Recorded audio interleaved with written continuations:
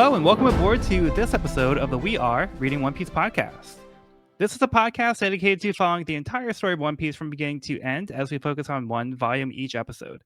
We keep the discussion spoiler-free for new fans of the series, so this is the perfect place to follow along whether you're new to the series or if you just want to revisit the world of One Piece with us. This week, we will be covering Volume 23, Vivi's Adventure, which covers chapters 206 through 216.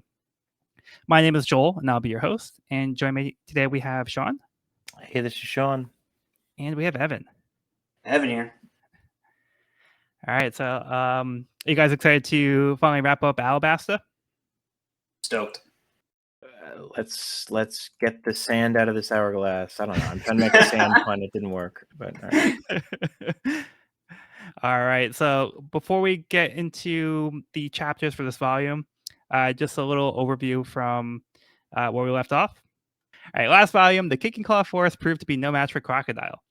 Koza learned the truth that Crocodile was the mastermind behind the entire Civil War uprising. He attempted to have the rebels concede, but was shot by a member of Baroque Works posed as a royal soldier. Just as it seemed that there was no one left to stop Crocodile, Luffy made his triumphant return with Pell just in time to save Vivi from being dropped from the roof. Luffy had discovered Crocodile's weakness and arrived with a barrel of water, eager for a rematch against the Warlord. After putting up a fight, Luffy was still no match for him. Crocodile dried up all the moisture from his body and left him as a dried up husk as he headed to the Poneglyph in hopes that it would reveal the location of the ancient weapon Pluton. Luckily, Luffy had shot some water bubbles into the air that came back down and restored him back to normal. A weakened Luffy pursued Crocodile to the crypt containing the Poneglyph, which Nika Robin had determined to only contain the history of Alabasta. Having outlived her usefulness to Croc, she attempted to make the first move but was still defeated. Meanwhile, the rest of the Straw Hats and Vivi scrambled to find the location of the bomb. Vivi realized it must be in the clock tower, but it seems they figured out too late as time is about to run out. All right, so before we pick up the thrilling conclusion to Alabasta, we're going to take a little detour on Hachi's walk on the seafloor, volume 21. They went that way. Realizing he's been duped, Hachi goes after the macro pirates who have taken Kami. Well, it took a while, but he got there. Or he's going there. They're in for a beating. Yeah, so Hachi had no problem being like, all right, mermaid, you can go off with them. I got what I wanted. We're all good. But I love the little art that we have of Kami and Papagoo. Like the Kami just like exaggerated with like the screaming face. And Papagoo is just broken down in tears. And then Hachi also has like a total like Popeye kind of stance going on here. Mm-hmm. Like the way he's about to run after him. Speaking of which, Evan, you mentioned Popeye. The last time with Macro, the way he had like Popeye arms. Was it you or was it Sean? I don't remember, but I do remember us bringing that up. Yeah. So I actually looked at pictures of Popeye like afterwards, and like his arms are definitely like Popeye, but Popeye also has anchors on both of his arms. So we're talking about how Macro had the double anchor tattoos. Yes. I guess he's a big Popeye fan because he took his style. That's awesome. Apparently, Oda's also a fan. That out. Yeah. Okay, let's get on to chapter 206, Ignition. Realizing they are out of time, Tashigi orders her men to take out anyone who might seem like they're with Baroque Works. At the top of the clock tower, Mr. Seven and Miss Father's Day giggle in anticipation at the destruction they're about to launch into the crowd. Luffy continues to battle Crocodile, though Crocodile wonders why Luffy is even bothering, as he's already been poisoned. Back at the base of the clock tower, with time about to run out, Nami begins to enact her plan by having Usopp, Chopper, and Vivi stack on top of each other. She launches Usopp into the air with a cyclone tempo, putting the stack in range of Sanji. Chopper jumps up as Sanji kicks him up to Zoro, who in turn gets ready to throw them up with his swords. Unfortunately, this makes them easy targets for the two snipers. As Luffy fights Crocodile, he does not understand why someone would risk their life for the sake of someone else. Luffy tells Crocodile that Vivi is his friend and he doesn't want his friends to die. If he dies, he dies.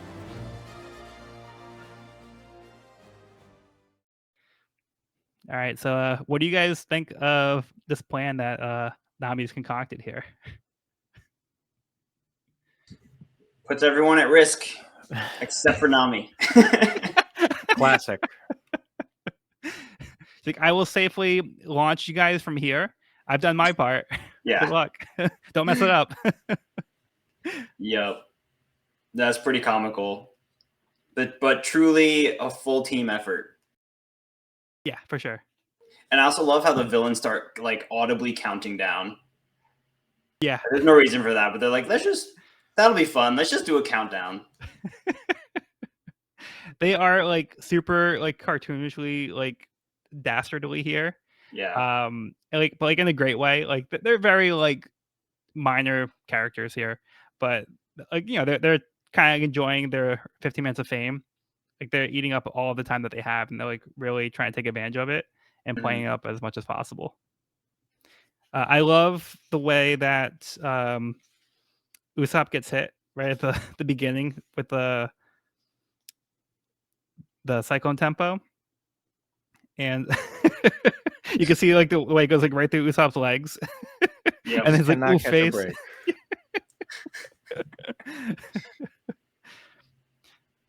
Yeah, Poor Nami Usopp. was not pulling her punches here. Already in a full body cast.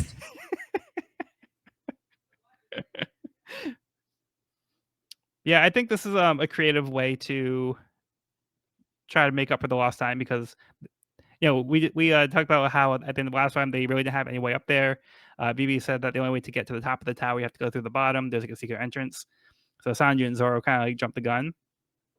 So now they're trying to find a way to get to the top, and this is kind of the only thing they could do is to launch themselves up in the air. So, yeah, they have a plan. We'll see if it works out, but it doesn't seem like they have a real good escape plan here.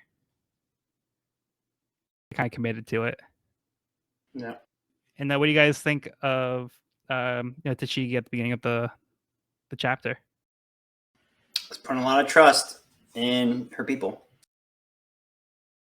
Admirable. Yeah, so Tashigi's kind of stepped up a little bit here. And she's like asking why like her men are hesitating. Like, we don't have time to like see if they're actually with Brokeworks. So they're kind of desperate here. So they could be like being like innocent civilians, but it's like for a good cause. But it's kind of like also at the same time, like I guess you're looking for people that look suspicious, which can be like profiling. Yeah. Although they do often wear pretty obvious clothing that says Brokeworks on it, which is funny because like in the beginning of this, like the very first page, the Brokeworks agent is trying to convince them he's not a Brokeworks agent. Yeah. He's got like BW on his hat, Brokeworks on his jacket. Yeah. It's pretty funny. Yeah, so for a secret like organization, they're not very secret about it. Yeah, right. That does make it a little easier. And then this one dude has like it says like Baroque and I love Miss Valentine. It's kind of cut off here, but you can tell what it says. Yep. I will never get tired of Usopp's full body cast. I almost half wish he would remain in a full body cast for the rest of the entire series because it never does stop being funny. But I understand it's not exactly feasible, so I'll have to live with it. Yeah, I appreciate the moments when they come. I also love that she's got a ribbit gun, and he's just like, I've got a yellow gun. Like, you got to step up it a bit more than that, man. She's got the ribbit gun. You just, it's got a color. It's like, that's 4 out of 10, man. 4 out of 10. There's a reason why he's not Mr. Six. Yeah, exactly. Also, partly because his eyebrows have been committed to being sevens. Okay, that is dedication, I'll admit. Like, that's probably takes some work every morning. Yeah, when it starts to look like nines, you gotta be like, whoa, we're going the wrong way. Say 7. Yeah, so how about this interaction with Luffy and Crocodile? It seems they're both determined. Like, this is not going to end well for any of them at this point. It feels like they just like he'll just, I don't know. Everything's crumbling around them. It's just like an all-out brawl at this point. Like I feel like strategy's out the window at this point. Yeah. Yeah, like Crocodile isn't even using his sand powers, and like Luffy's just in like an all-out attack. And like you said, like everything's kind of like crumbling around them, but they're so focused on the fight now, like they're not even paying attention to that. Like it's a fight to the death, and they're committed to it, and then they're only caring about the fight. So everything else around them kind of doesn't exist right now. And I also wanted to point out, I think this is a good moment to kind of mention here that Luffy is not a hero. So it's a little hard to make that distinction at first. I think because it seems like Luffy is doing heroic things. He comes in and saves the day a lot of times, but his motivations aren't altruistic. So he's not here to save Alabasta. He's only here because he cares about his friend Vivi. So he wasn't interested in stopping the war. Like when we had like the interactions previously, like Luffy, like he said, like I'm bored, like I don't want to do this anymore. He didn't want to go back to stop the rebel army. He had no interest in the war that's going on. His only thing is I want to stop Crocodile, and I want to do it for my friend because I care about my friend. But like, yeah, his intention is not to save everybody. So I just want to make that point here. I think we'll get more of that in the future. But I just want to make it clear that Luffy is not actually a hero. At the end of the day, he is a pirate. His ultimate goal is still is a one of prestige. Like he wants to be the strongest, most powerful like person in this universe for in many ways. So it's not a you could argue pretty selfish goal in and of itself. Mm-hmm. Yeah, exactly. And that's his motivation, is for what he wants. Yeah. I just want to point that out here. Yeah. Still, I think it's still a noble cause because he is, risking his own life for a friend's life. And whether it's his intention or not, that friend is directly tied to this whole war and kind of potentially like an important puzzle piece in ending the war. So there's a little bit of nobility in that, I think. Yeah, I think he's kind of blurring the lines a little bit here. Yeah. Because he is doing a good thing, just not for like necessarily good reasons. I'm not saying it's not a good reason to help his friend, but he's not doing it because he wants to help people. He's doing it because he wants, it's for his own selfish reason. Mm-hmm. He wants to help one specific person, and it doesn't really care how much the rest. Like he's not. Yeah, I don't know. I get what you mean. Yeah, and also not saying like Luffy wouldn't be like angry if like Crocodile just wiped out a bunch of people. Like he would be mad at Crocodile. He's like you're a terrible person.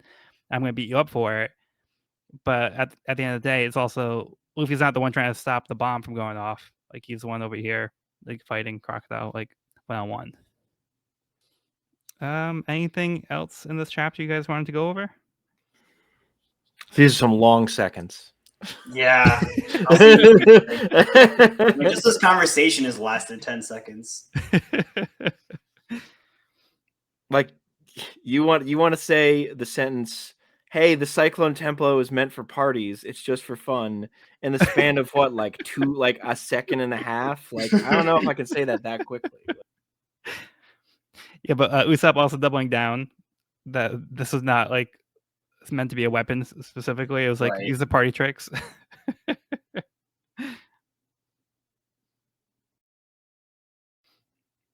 Let's move on to the next part of the cover story. Hachi's Walk on the Sea 4, Volume 22. The Mermaid Selling Macro. Macro and his crew prepare to sell the captive mermaid. Yeah, so we see Macro's ship, which has like this pretty large tank that has Kami in the back filled with water. And the dolphin looks so distraught. Like, oh no, there goes another mermaid. But yeah, Hachi kind of just like abandoned Kami. I was like, yeah, you guys can take her. Jeez. Not my problem. He's coming for him. All right, let's get Evan's summary for the next chapter. Chapter 207, Nightmare. Things are not looking so good in the mausoleum as Luffy collapses to the ground from his injuries and the poison that is slowly setting in. Crocodile tells Luffy it is hopeless and that all he has done has been in vain.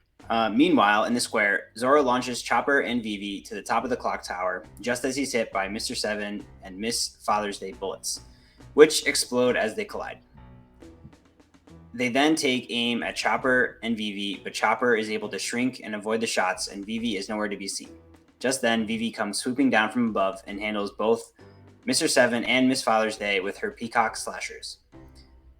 With 1 second left, Vivi slashes the fuse and stops the cannon from firing. As Vivi breathes a sigh of relief, she hears a ticking sound. Her heart sinks as she realizes the bomb is on a timer and is going to explode anyway.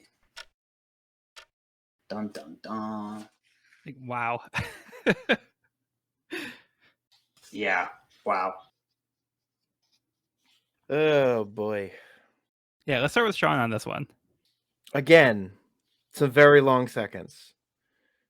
But it's does she have this entire like is this like flashback memory sequence, or who is this on the like I don't know. Oh yeah, when BB was a kid. Yeah, I guess that's more just like a general, it's not really anyone's memory. It's just I think it's calling back to the clock tower being their secret hideout place. Yeah. Yeah, I guess. So yeah, because that's why BB thought of it, was because this was a secret place they used to go, and that's why she knew about the secret entrance. I think it's just kind of pointing out that callback. Also, Pell is present here too, so could also be Pell. I think also realizing this because we see Pell flying in the sky, so it could also be that too. Yeah, we see Pell get up here. Because last we saw Pell, he got shot out of the sky heading to the clock tower. That's right, yeah. And then in this scene, there's one single cell of just like Pell bloodied and like getting up. It's kind of like in the middle of the flashback sequence. Yeah. Is Pell in there? Oh, okay. Yeah, there we go. Yeah, so yeah, this is Pell's flashback, I think, or his memory. Yeah. Okay, gotcha. Yeah, that makes sense. Yeah, because I was looking at the next page. Yeah, Pell's getting up here. It's like Pell's putting it together as well. Yeah, which that's actually a good point because like not to spoil like what's coming up next, but I think it's good that they're setting the stage for this situation here. Yeah. So I think this is actually more important than it seems at first. So it's kind of easy to like overlook, but yeah, it's actually setting some stuff up here. But yeah, I mean, Crocodile, like, talk about like contingency plans on top of contingency plans, like, yeah, right. Just when you think like you've got it, he always has another like another catch. Yeah. So I think that really just kind of increases how much I love Crocodile as a villain, because he's always playing ahead. So even when like he's playing for things just in case failure does happen, he doesn't expect failure. He expects things to go correctly, but just in case, he has backups on his backups on his backups. So I think this is really smart, and it's also really devastating to get to this point where they feel relief because they seem like they got there in time, and it's like, oh, just kidding, bomb's on a timer, it's going to explode anyway. So what we did didn't even matter. I mean, with Baroque Works' track record with the Straw Hats, I also probably would have set a contingency plan there. Fair point. Yeah, they don't seem to want to die, so they it seems like the contingency plans are necessary. Even though Crocodile didn't anticipate the Straw Hats being here at all. So he was just very cautious. And the Straw Hats are kind of still throwing a wrench in things, but Crocodile's trying to stay one step ahead every time. It's given Captain Kuro of the 1,000 Plans a run for his money here. Putting Kuro to shame. Yeah, just a bit. I also love how we start to see like the characters that made the jump up to the clock tower start to fall like one by one, like from increasing like taller heights. Like we can see like from a distance, like we keep seeing like the them falling, and they just like straight up hit the ground. It's like there's no cushioning here. Like Sanji just like falls on his neck. He gets up, no big deal. Zoro hits the ground after being shot. Yeah. So they're taking a beating here. Yeah, for real. And Sanji's like, "What? You're alive?" And then Also, Chopper fell on the Navy guy. What just fell on me? The way he runs away is so funny. and then at the end they show Mr. Seven and Mrs. Father's Day like making body shaped imprints in the ground. After Vivi cuts the fuse and he starts hearing the ticking, the next scene Oh, is everyone hitting the ground, and we see Zoro land on his head. And then we see at the bottom of that page, there's like 2 holes with the Miss Father's Day and Mr. Seven. that's pretty great. I didn't even notice that. Yeah, speaking of that, it was cool seeing Vivi kick some butt. Hmm. It's cool getting to see her fighting. Yeah, a little bit more effective than last time we saw her fight at Whiskey Peak. But to be fair, she was up against Zoro, so I mean, she didn't really stand a chance there. But a lot more competent here.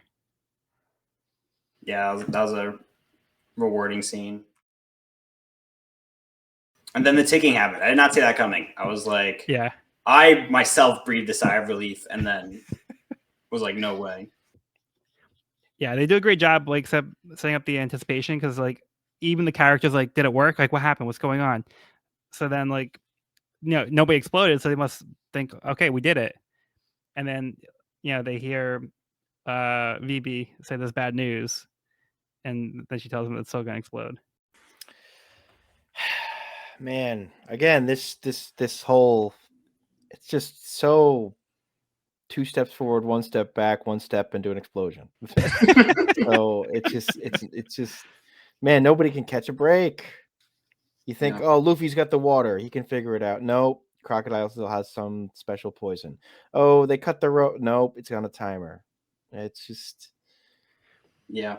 You think they got it, and then like, actually, fuck you. Like, just all right, you jerk. And Crocodile's right there to tell everyone of their shortcomings. I feel like in the beginning of this chapter is another time where Croc is just putting Luffy down for like the 3rd time. Yeah. And and he also does the same to Vivi when he defeats Vivi. Mm-hmm. He's just like really and the loves kicking claw force. Yeah, like everybody, like he has such an arrogance to him. It's like awesome. Yeah, because he knows he's better than everybody, and he has no problem telling you how he's so much better than you. Yeah, because he is. Yeah, he's incredibly powerful. He can back it up. All right, you guys ready to move on? Yeah. Ready. Moving on to Hachi's Walk on the Seafloor, Volume 23. Octopus Further Punch. Hachi destroys Macro's ship, saving Kami in the process. Kaboom. Just like Luffy, he's not here to be a hero. He just accidentally saved somebody, but he wanted to get back at Macro. So that's what his intentions are here. I love the look on this one seagull's face, though. His eyes just like popping out. I'm just noticing the Jolly Roger that kind of looks like their main guy. Yeah. And then even the exclamation mark has his Jolly Roger in the bone. I love that. Nice little touch. Yeah. Oh, the dolphin now too. I didn't notice the dolphin. The dolphin's face, like his eyes popping out too. So like last time he looked sad, now he's like shocked. That was great. Okay, chapter 208, Guardian Spirit. Vivi begins to despair as all hope is lost. They came so close to being able to save everyone, but Crocodile's always 1 step ahead. Crocodile dismisses Luffy, stating he is already practically defeated. Luffy refuses to stand down despite how badly both fighters are beaten, declaring that he will be the king of the pirates. Crocodile lunges in as he tells Luffy he's just like all the other fools who don't know their place. Luffy slams his hook down with his foot, smashing the poison hook, as he tells Crocodile he'll defeat him. Vivi notices Pell standing next to her at the top of the clock tower. He thinks back to how Vivi was such a handful as a child, but he's always cared for her and it's been an honor serving the Nefertari family. He transforms into a falcon, the Guardian Spirit of Alabasta, and carries a bomb into the sky and away from the city. Vivi looks on in horror as the bomb explodes. Whew. Okay. I think we have to start with Evan on this one. Well, y'all know I've been a really big Pell fan ever since he was introduced. Yeah. And I think that this was an incredible sacrifice. And yeah, I thought that was a cool character arc for Pell as well. Like that, the moment when they're alluding to like the protector of, or the spirit of Alabasta, and then you have Chaco, who's the other like spirit guardian guy. Yeah, rest in peace, Pell. That was amazing. Yeah, Saved like the whole kingdom. Yeah. Amazing. Yeah. That was pretty crazy. Yeah, and we've seen Pell as a character. He's been super cool, like you said, but we know that he has that sense of duty and honor to the Nefertari family. So he knows that the sacrifice is for the good of the kingdom, and he's the only one that can really stop it at this point. Otherwise, like everybody's about to die. So he takes them for the team, and he carries off the bomb into the sky, and then minimizes the casualties. What a hero, a real hero. Yeah. Who's doing it for heroic reasons? Yeah. Pour one out for the Birdman. Yeah, for real. And we also get a little flashback here too. Doesn't exactly put Pell in the best light. Kind of like with what we saw with Belmere. It's more of like disciplining, like as a parent. But yeah, smacking Vivi in the face. Not unlike Wapple, who hit Vivi as the kid at the last meeting. No, totally different circumstances, but yeah. So Pell yells at Vivi for saying like I was so worried about you, like don't do that. So yeah, Pell truly cares about Vivi. Like there's no doubt about it. So despite the smack to the face, it's it was meant to. It was out of frustration, but like because he cares so much. And then Igaram like flips out after this too. But then Cobra's like chill out, Igaram. It's okay. We're just displaying the kid. It's all good. Yeah, this is a touching backstory, and then like riding off into the sunset. Yeah, they kind of making up to BB by taking her for a ride behind the king's back. Yep. And I like this whole panel of Pell's smile in the falcon form too. It's just kind of sweet. Yep. Damn. Yeah, Like, I really liked Pell as a character. Yeah. This whole sequence, I think, is really great too, the way it's portrayed here, because there's not a lot of dialogue. There's like a lot of quiet as we see Pell grab the bomb. And we can kind of see the statue of the falcon starting to crumble away. Yeah, and then we see like the look of horror on BB's face as like we see like the ticking. And then kaboom. I love that Zorro calls him the bird guy.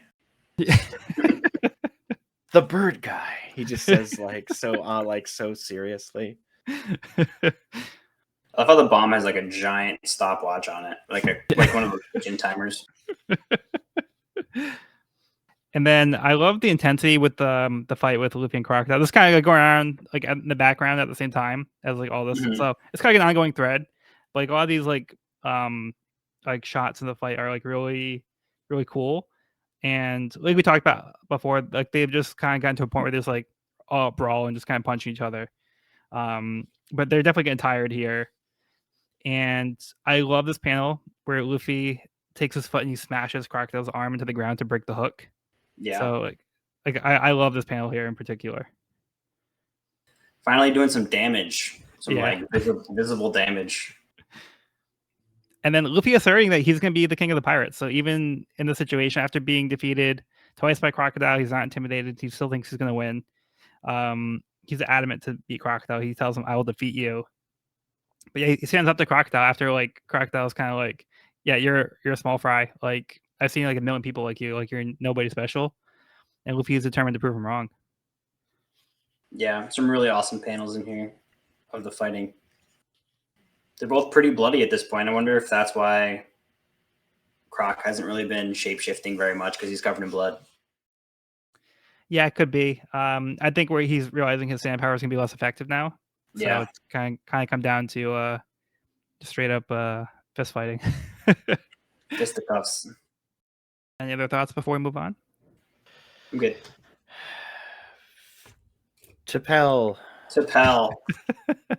Pouring out for the homie. Okay. Hachi's Walk on the Sea4, Volume 24. But we didn't trick you.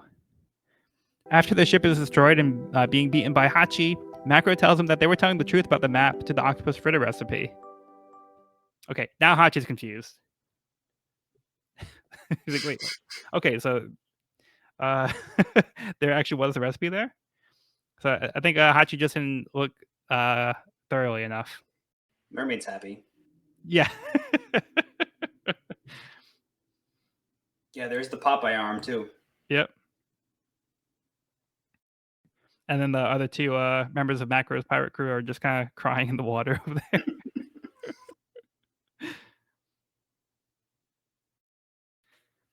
All right. How about we get Evan's summary for the next chapter? All right. Chapter 209, I Will Defeat You.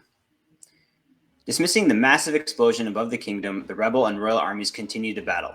Vivi pleads for the fighting to stop, and Nami encourages the rest of the Straw Hats to stop the fighting at all costs. Underground, Luffy starts to put a beating on Crocodile. Crocodile replaces his broken hook with a dagger, but Luffy sends him flying towards the ceiling. Crocodile uses a Sable's Pesado attack in midair, destroying the mausoleum. Luffy inflates and exhales downward, launching himself towards Crocodile. They trade blows, but Luffy's Gum Gum Storm overpowers Crocodile and sends him flying through the roof of the mausoleum. Wow, what what a panel over here. Yeah, I love the absolute intensity of this fight here, but this panel here in particular where we see Luffy just launching the fist into Crocodile. This is some of my favorite I think it's some of my favorite shots of Luffy's fight so far. Mm-hmm. Yeah, the description is short because this is almost just all fight, but it's so beautiful. It's so well done. Yeah, you can really feel the weight of the punches that Luffy's throwing at this point. 100%. And the way that Luffy blows the air down after twisting up in the giant balloon. Yep. So the way he launches himself up is also pretty awesome. Crocodile is baffled by Luffy. He's like, how is this guy still fighting after all the poison? That should have gotten rid of his strength. And Luffy's still going all at it, full force. He knocks Crocodile up in the air and comes right in after him and just finishes him off with a brutal series of punches. And yeah, sends Croc flying right in the air. Yeah, the Gum Gum Michelin Man at one point. New move.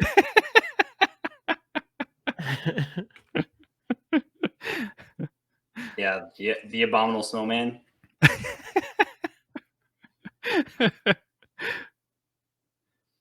Yeah, this is a great fight sequence.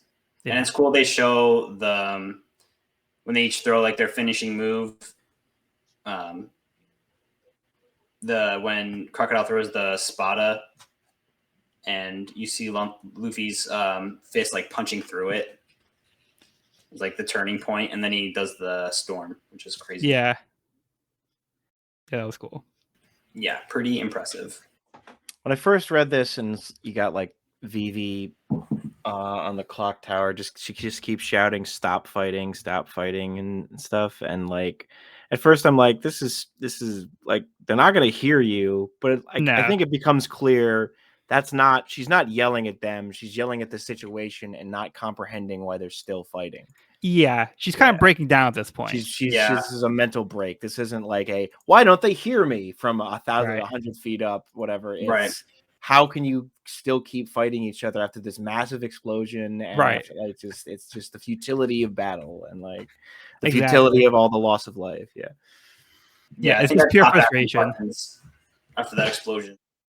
And then also I love Nami's reaction too. How like Nami starts crying when she notices Vivi like having this breakdown, and she's like fool because like she knows like Vivi's like kind of just yelling into the wind over here. But like Nami recognizes Vivi's plight and is like, we need to do something. Like we can't have this happen anymore. Like, they've kind of like reached the breaking point. So it's like, all right, we need to stop this. Like, what's gonna take to get these people to stop fighting? And even like Tashiki's also kind of like these moments too, where she's like this is madness. Like, how come? Why won't they stop fighting? Did they not just see what happened? And I just wanted to bounce back to Crocodile real quick because to the point that we're making earlier, how Crocodile always has like a backup plan, even after his weapon. Right, so he had a weapon under his weapon, and now has another weapon under that weapon. So he has I was just gonna bring that knife. up. Yeah, he has a knife under his hook that got destroyed. The Plan C knife. So I just thought that was a nice little touch for Crocodile here as well. And then Crocodile's also kind of thinking back to how like Luffy was like a nobody. Like Mr. Five and Miss Valentine were defeated. Who did this? Luffy never heard of him. Must be a mistake. So like he wasn't really taking Luffy as a threat seriously before, and now he's kind of realizing he underestimated Luffy. It's kind of coming back to bite him here. I love his full like split kick, which is like when you consider he's a rubber person, it's not actually that impressive because it's like, okay, yeah, his entire body can be stretched in any manner, but it's still funny to me of just that full straight in the air kick. Yeah. Like just a complete split down the middle. It's just a great visual. It's like you learned that one from It is. Sanji. Yeah. Yeah.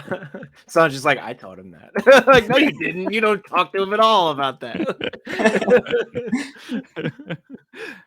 It was cool seeing the Gum Gum Storm attack. I feel like it's the Gum Gum Gatling, but with feeling.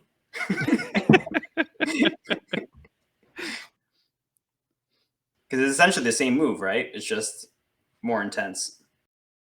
I think part of it is because he spun himself up into the air. Mm. So I think that's where it becomes less Gatling and more Storm. But yeah, I think it's essentially the same technique that he would use for the Gatling. That checks out because when Crocodile's sent flying through the roof, there's a clear like spiral cyclone spin to his ass kicking. Yeah. Yeah, that's pretty really wild. satisfying. Like, he got literally sent up through the ground, and I think it's in the next chapter. But someone's like, there was a lot of bedrock between the mausoleum and the ground. Some hit. Yeah, some real power behind those punches. And this is a moment I really like in the anime. The anime, like in some cases, has used like symphony music, like pieces that exist in like our world. Like I think they use Bach at one point, and like over here, I believe they use Dvorak's New World Symphony. Mm. So like it really kind of helps like make this moment feel like triumphant, and it's pretty epic the way that they actually use the music here. So this Cool. kind of stood out to me in that way. Okay, how about we move on? Let's do it. Hachi's Walk on the Seafloor, Volume 25. The legendary secret sauce is found inside the top of a grade A ingredient. Hachi goes back to the defeated Octomash along with Kami and Papagoo, finding the secret sauce was inside of it. So, yeah, it was there. It was just hiding in the Octomash. Apparently, it had like an open lid that you could just open the top of it. Did you say the secret goo? A secret sauce. It's a Big Mac sauce. Nice. It's good stuff. How did they do the, or did they not do the side stories in the anime? Did they cover this kind of stuff? Yeah, so they stopped doing them. Got it. They did the first two, and then I think before one of the movies, they had like a version of the Django one, but it wasn't like actually like the way the story played out. It wasn't the full thing. It was just like they had Django in like the Mirrorball Island, and the Straw Hats showed up there. But other than that, they didn't really touch the cover stories. Gotcha. But missed opportunity because there's some details that get brought up here. They're just straight missing from the anime. So it's kind of like, oops. Just pretend you know what happened. That's cool. Yeah, what a long title for this one, though. For such a short story. Okay, let's move on to chapter 210, Zero. Sanji stops fighting as he points out a defeated crocodile who was knocked into midair. Vivi and the Straw Hats realize Luffy won. Even though the crocodile has lost, Vivi is upset that the fighting continues. Out of desperation, she shouts for everyone to stop fighting. Clouds begin to form as it starts to rain. The fighting pauses as everyone is surprised to see the rain. The noise settles down and the smoke begins to clear, allowing all to hear Vivi shout to stop fighting. The crowd recognizes Vivi and realizes that Crocodile has been defeated. Cobra expresses his gratitude to Luffy as the crypt begins to collapse around them. Yeah, so Crocodile has officially been defeated. Took 3 tries, but Luffy did it. Wow, wait. 3 times a charm. It's one that counts. And you know he's not getting up in the rain. Yeah. Yeah, that's going to neutralize him right now. But just to start out here, I love that Chopper is biting this guy's head. He's going for it.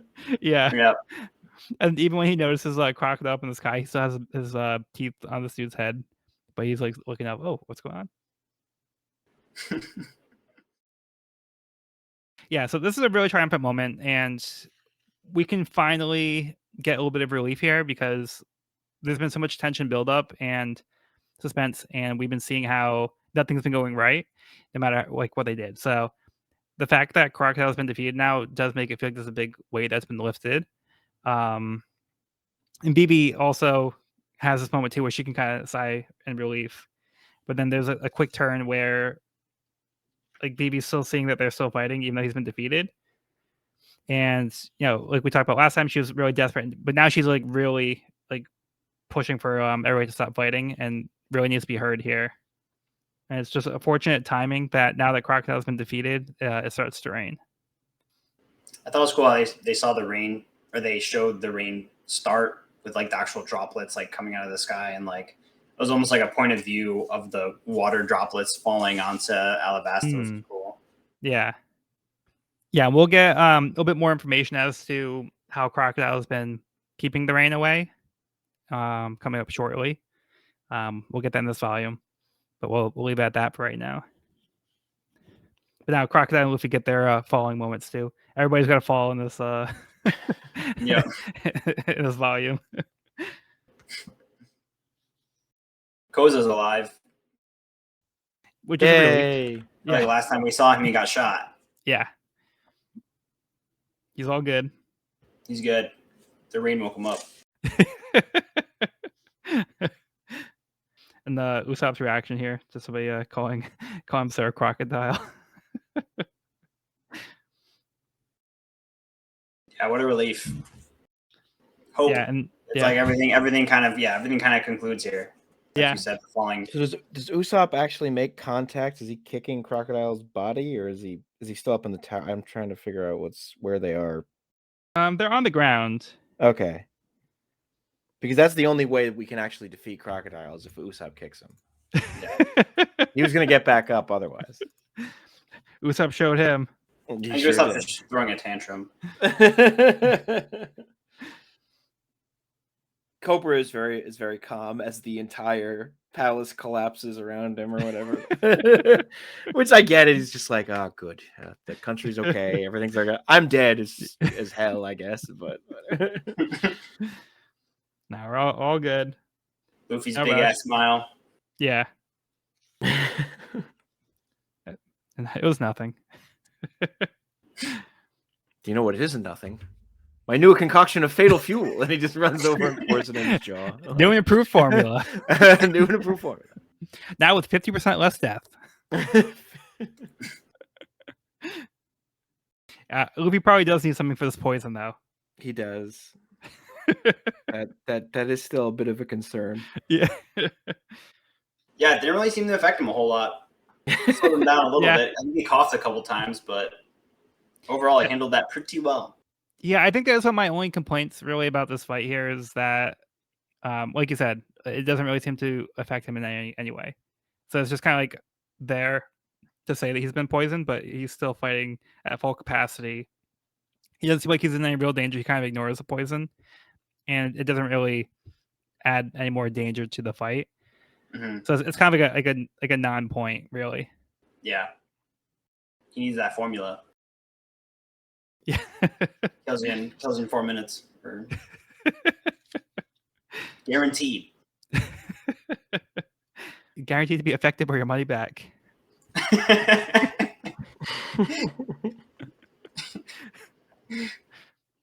They have a 100% success rate on this one, so nobody's asked for a refund ever. Wonder why. Yeah, so this is pretty much just kind of wrapping up this fight here. The ending of the fight is here. It's kind of wrapping up both the war aspect and the fight between Luffy and Crocodile. We can kind of move on and try to recover from this here. Good stuff. Good stuff. Okay, let's get Hachi's Walk on the Sea Floor, Volume 26. Now that I've got Macro's treasure too, there's no way she'll turn me down. Happy with his new haul, Hachi is liking his chances that Octopaco will accept his proposal this time. He's very optimistic.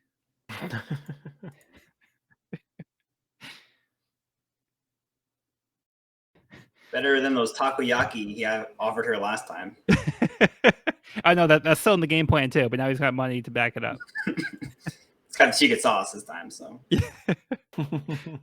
So Hachi goes back, destroys Macro's ship, takes his treasure, and gets the recipe that he got in exchange for the mermaid, and he gets to keep his friends with the mermaid and the Papagu here. So Hachi's worked making out pretty well. Yeah. Yeah.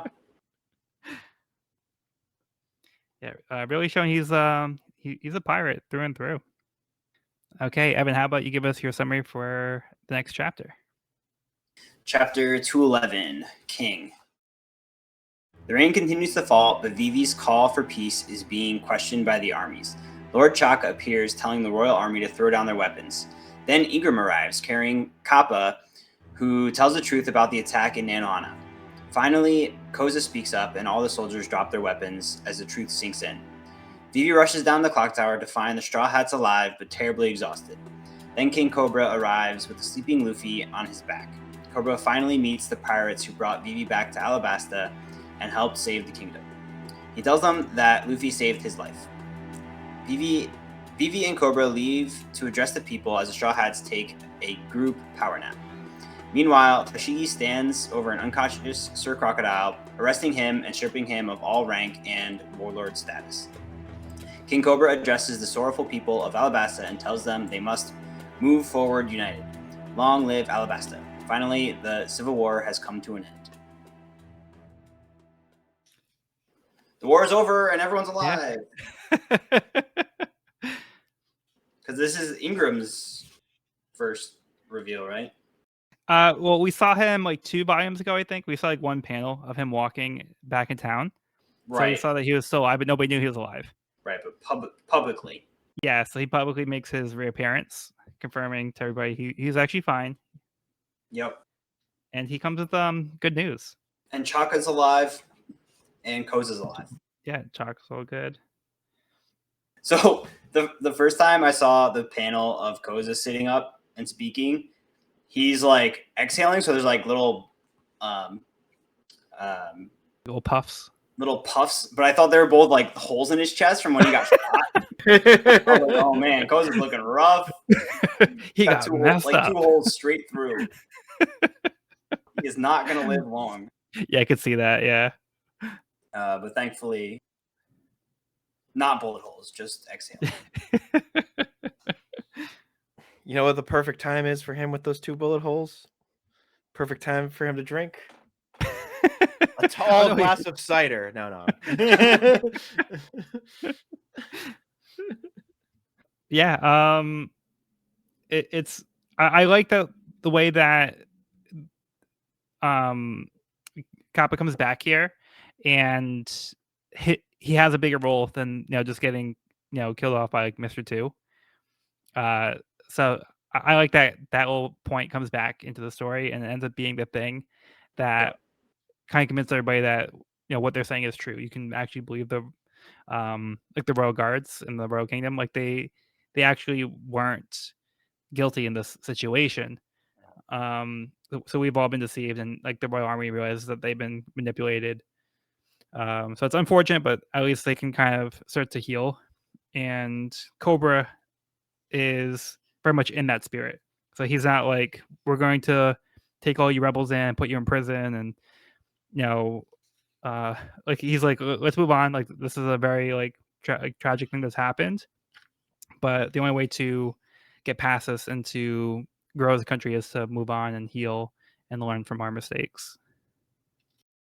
The veins in his face. Yeah.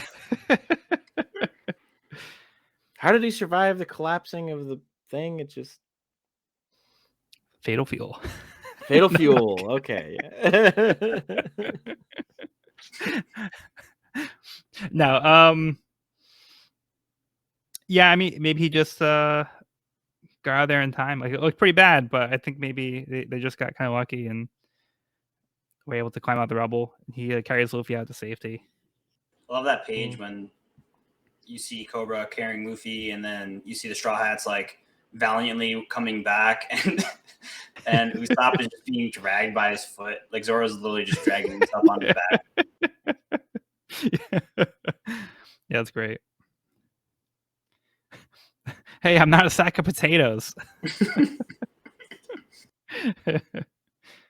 Yeah, I think Cobra's reactions are all just really great, and I love that it shows he is like a benevolent king in this case. Yeah. So he's grateful to these pirates who helped the country and his daughter. He doesn't hold a grudge against the citizens, and he's very much in the spirit of healing. So I think he does a really great job of showing what kind of king he is in this chapter. Yeah, this was a cool. This is because it's the first time they're all meeting, which was kind of cool. So it was kind of like they met at the end of all of it. Yeah, and they don't realize he's the king at first, and they connect the dots after.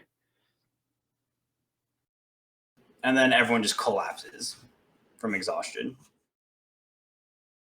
Yeah, it's been a day. Yeah. But they tell Vivi to go on ahead. Just like, Vivi, you can't be seen with these pirates. You have to move on. So yeah, we'll stay and rest here. And then we get Tashigi standing over Croc, and there's kind of like a montage, 2 pages following that of just like random shots all over the city. And we see a bunch of the other Baroque Works members and agents, like all incapacitated, except for Bon Clay, who's up and about. But I would take that to assume that they all got arrested, right? I feel like that's why we're seeing them. Yeah, I would say that's a fair assumption here.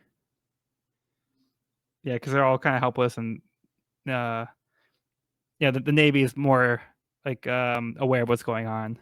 Yeah, and we just got the Navy like sentencing Crocodile. Yeah. So we see what the consequences are for one of the 7 warlords kind of taking advantage of their station and abusing their power. So it's good that justice is being served in this way. So it's like you didn't have this much immunity. Like you had a pretty sweet gig going on here, and you abuse it. Now we're taking away your license. Yep. You think Crocodile's like, is he conscious? Is he hearing this? I don't know. Because otherwise, like, he's gonna wake up like an hour from now and be like, "All right, I'm still warlord at least." Yeah. Go back to doing that. It's like, oh shit. Wait, hold on. Where am I? Why am I in a prison ship? What's going on here? Where's my coat? Where's my big coat? They're gonna take his big coat from him. Yeah, that's a real penalty. And we get a little looks like a little salute with the Supersonic Duck Squadron. Yes. Love those guys. I don't know if it's a salute or if they're all just like looking up at the rain. Yeah, I know exactly what it is, but they all seem to be kind of like enjoying the rain here because the Akari is looking up. Have we cut back to the old man in the village yet? Or no, I didn't miss that though. We saw a flashback of him, or like a thing of him being like, "The rain will come" or something. Yeah, but yeah, I think we'll get that later on this. We'll get that. Yeah. So this is just like a really great way to end the war in Alabasta. Mm-hmm. And it's kind of tying things up in a nice little bow. Long live Alabasta. Yeah. Okay, let's move on to the next part of the cover story. Hachi's Walk on the Seafloor, Volume 27. Meanwhile, Octopaco is on the move. Octopaco travels with her pair of fish. See if Hachi can keep up. Okay, not too much there. So, chapter 212, Some Justice. Over at the north coast of Alabasta, Smoker has commandeered Baroqueworks' ship Downpour that has been using the dance powder to steal the rain.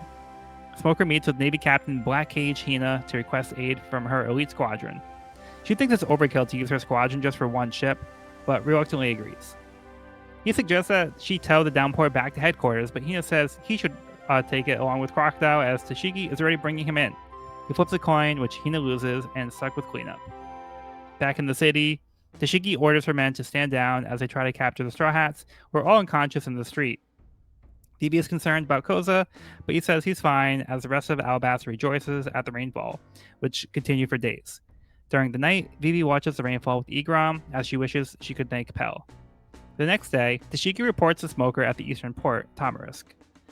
She apologizes for aiding the Straw Hats, but Smoker tells her not to apologize as she was just following her sense of justice. She corrects him and said she had no choice as she was not strong enough to take on Crocodile herself. Smoker tells her to either get stronger or die. She resolves to get stronger. An incoming call from headquarters comes through, the transponder snail. They call to congratulate Smoker and Tashigi, awarding them medals for the capture of Crocodile. Smoker tries to explain it was the Straw Hats that deserve the credit, but Hina tries to persuade him not to bother. Headquarters says that they will hold a ceremony for them, but despite Hina's protests, Smoker tells them to shove off.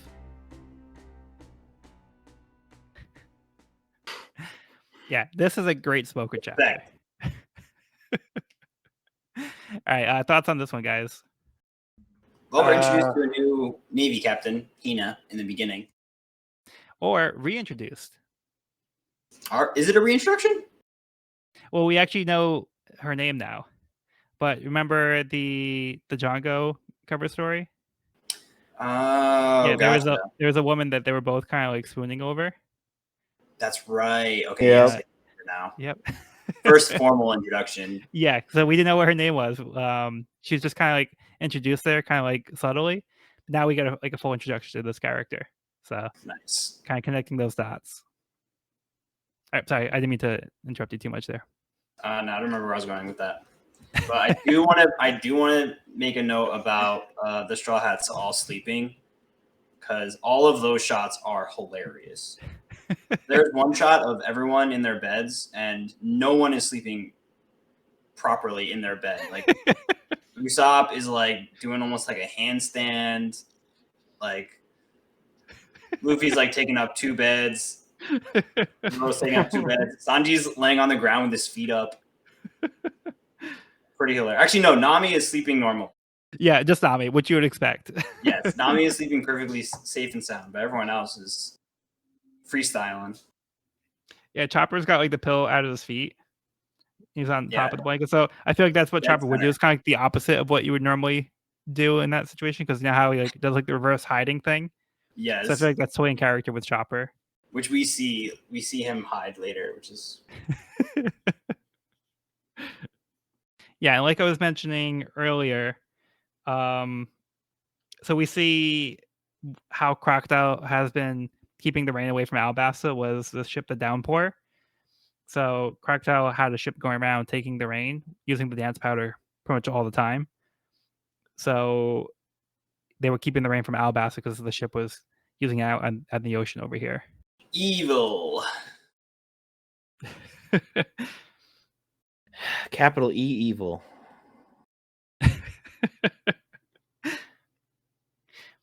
Yeah, Also, going back to I'm sorry, go ahead.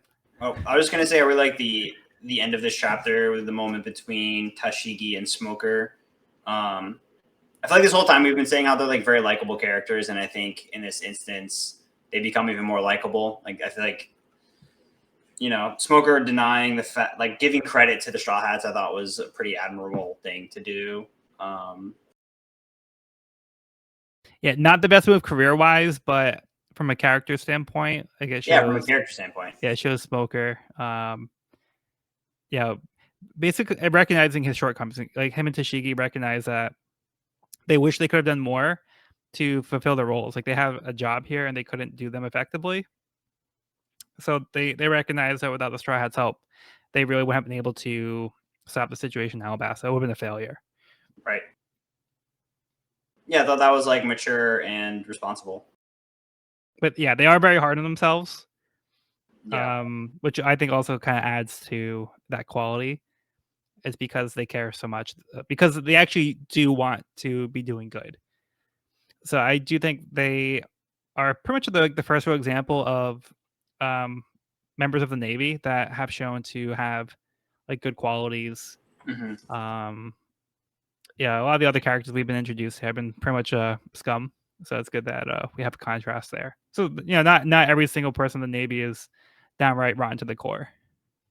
Definitely, and we've seen them almost collaborate with the Straw Hats a couple times now, or like, you know, kind of have the same goal or help each other out a few times now.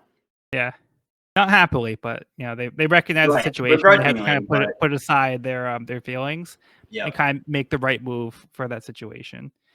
Which Smoker commends Tashigi for here by saying like, you follow your sense of justice. So you know she pivoted early because initially she did want to go after the Straw Hats. Right. That was the decision that she made, but then she decided to change and focus on helping the citizens of Alabasta. So she did pivot when she realized that's where that she can help in the situation. So she did have a part in helping the situation in Alabasta, maybe more than she realizes, but not as much as she would have liked to. Did we already mention? I'm sorry. That Hina talks in third person. I was going to mention that. Yeah. What the heck is that about? Hina is truly mortified. That's your weird quirk. Yeah. Exactly. It's just like one of those weird quirks that Oda does. Like we talked about, like Igram going me. Yeah. So that's just an example. It's like easy to refer back to. Yeah, I think it's just one of those cases where Hina just chooses to speak that way. I guess so. So it just adds a little bit of character to it, you know. I get, yeah. It is worth noting, though. Sean agrees. Yeah. And I do like Hina's interaction with Smoker. Like, there's a little bit of like mutual respect for each other, but also kind of like playing, like digging at each other a little bit too, like poking fun at each other. So it seems like they have like a pretty good relationship where they kind of like recognize they're kind of like equals here. But Hina kind of like recognize that Smoker is kind of like committing career suicide here by being like yeah, the Straw Hats did it, and all right, well, we can give you a medal, we'll celebrate you publicly. No, shove it. He's like, don't do it. Yeah, so I love Smoker's kind of like just general attitude towards like the higher ups. He kind of beats to his own drum.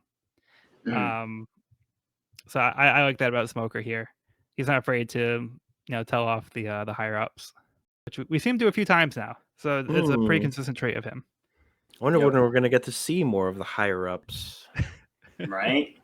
And then also we had the scene that you were talking about, Sean. Sorry, what? We had the scene that you were talking about with the rainfall. Oh, yes. He finally, the old man finally gets what he wanted. Just 3 years. That's all it took. See? No big. Yeah, how long will this lack of rain last? What 2 months, right? The year the rain went away was 2020. Oh no. This is their COVID outbreak, was the no rain instead. It's like... We get a little scene of the fighting dugongs over here. Kind of happily enjoying the rain. Protecting the merry-go. Yeah. Okay, you guys ready to move on? Ready. Yep.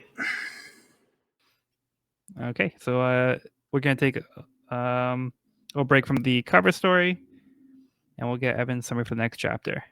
Right. Chapter 213, V.I.P. While Vivi and Chopper tend to Luffy's wounds, a doctor at the Royal Palace praises Chopper for his skill in medicine and is surprised to hear he's from the Drum Island. As the citizens begin rebuilding their city, which was ravaged by the war, the Straw Hats begin making their preparations. Finally, after 3 days of sleep, Luffy wakes up and has a big appetite, bigger than normal. The king has a royal feast prepared, which quickly turns into a raucous dinner party as Luffy eats everything in sight. Afterwards, everyone retires to the bathhouse to relax, and King Cobra humbly thanks the Straw Hats for everything they've done for him and his kingdom. That night, the Straw Hats discuss their departure. Meanwhile, Chaka and Ingram receive 2 wanted posters, one for Zoro with a 60 million berry reward, and Luffy's for a whopping 100 million berries. It's a lot of berries. Whoa. Damn. All right, where do you guys want to start on this one? Start the beginning. That's a good place to start. Chopper's interaction with the doctor here, I thought was kind of funny because you can kind of see Chopper's not used to praise, like coming from like being Kureha's apprentice. Had no idea how to handle praise, which I thought was really cute. Yeah, I love this little bit that Chopper does. Yeah, he's used to tough love, so yeah. I thought that was pretty funny. The doctor seems to understand what Chopper means. Like he's like kind of reading between the lines. Yeah. Yeah, I thought that was a fun little interaction. Like Chopper's face the whole time too, as he's like grinding, like with the mortar. Like the little face he has. Like, yeah, I think it's pretty funny.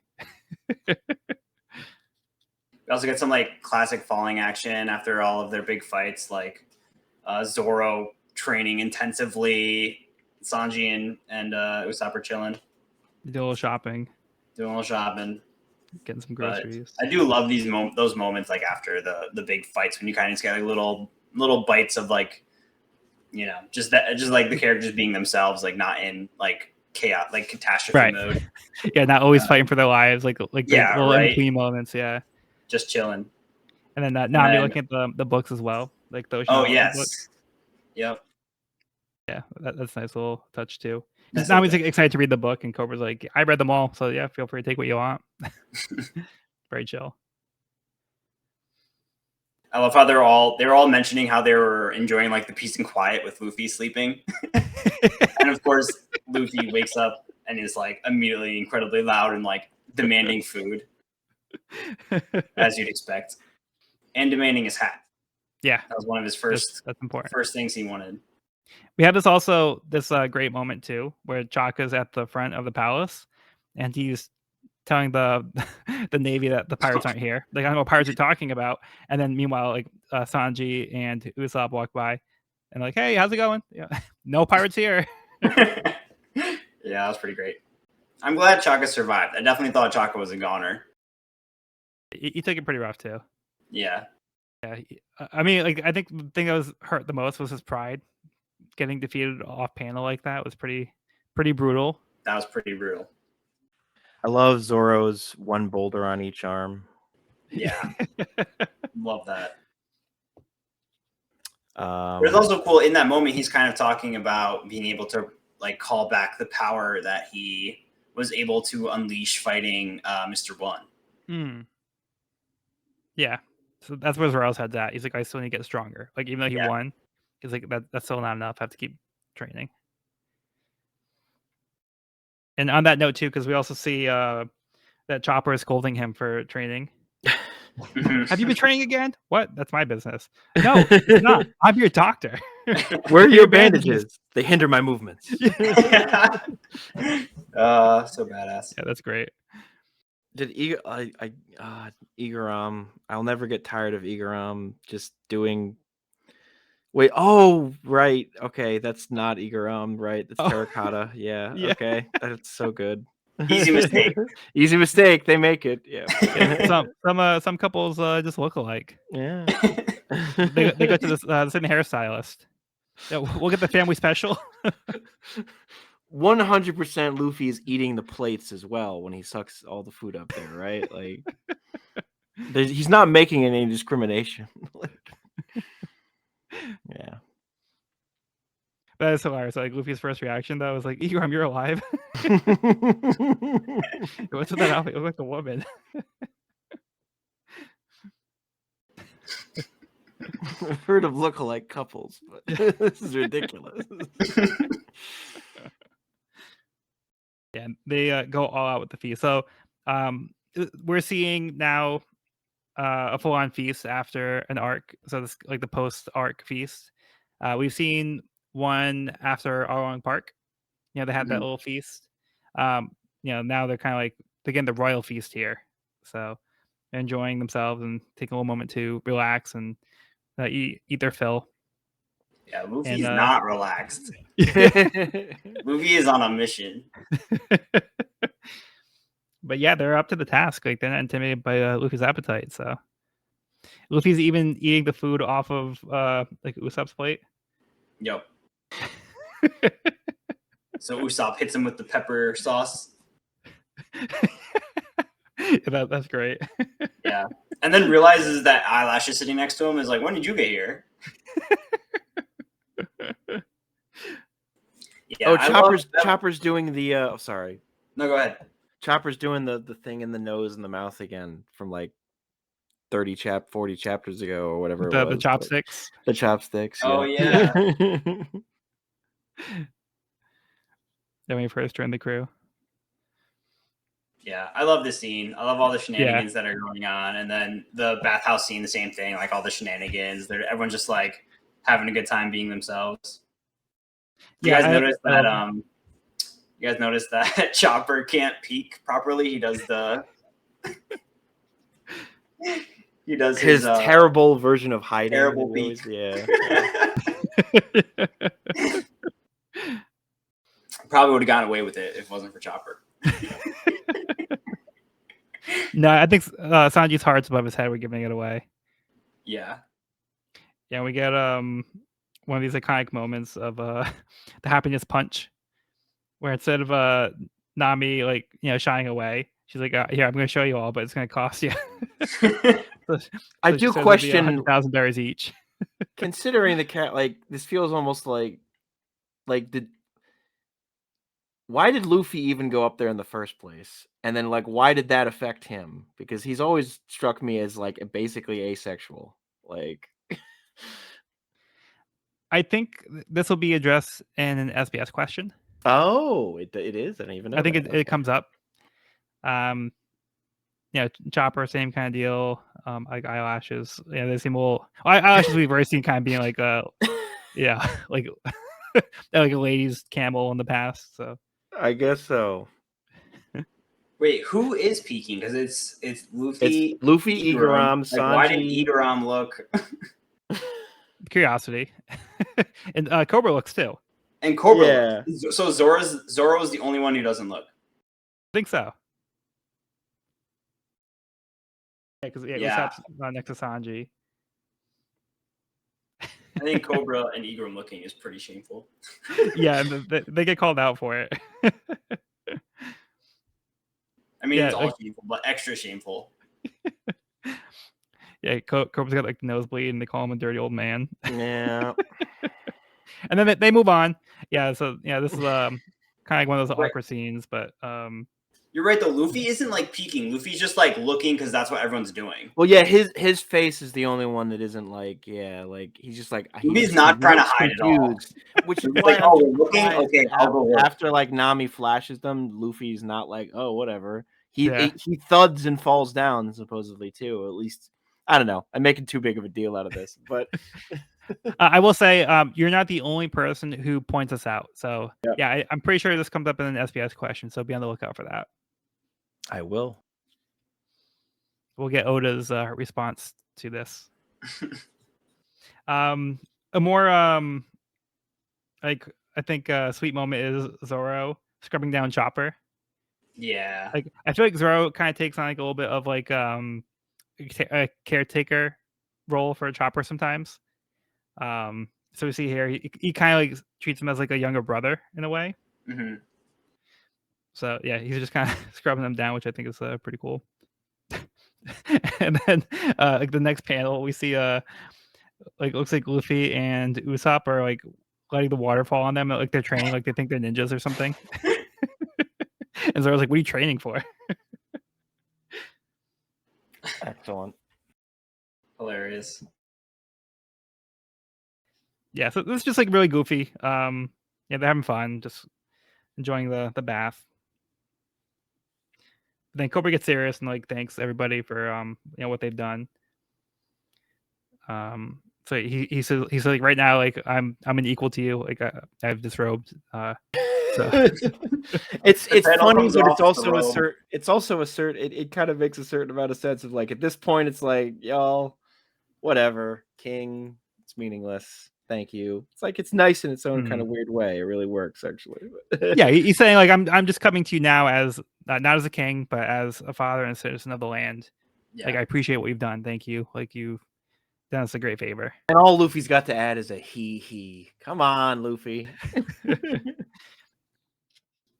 But then yeah, the chapter ends on a different note where Igram's in a panic because he finds out that now they have an increased bounty on Luffy, and Zoro's got a bounty now too. So not just a captain. So Zoro's making a name for himself as a pirate.